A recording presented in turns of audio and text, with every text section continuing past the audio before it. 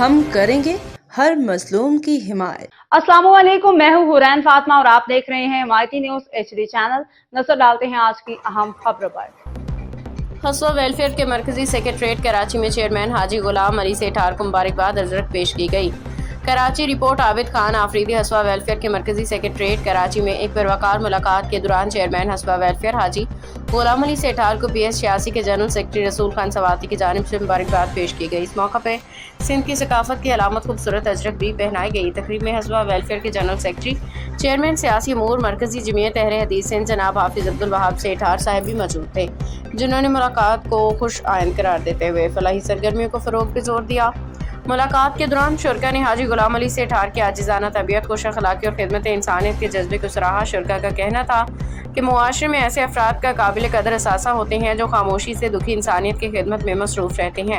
اس موقع پہ حاجی غلام علی سیٹھار کی عمرہ ادائیگی پہ بھی انہیں دلی مبارکباد پیش کی گئی، ان کے لیے نیک تمناؤں کا اظہار کیا گیا۔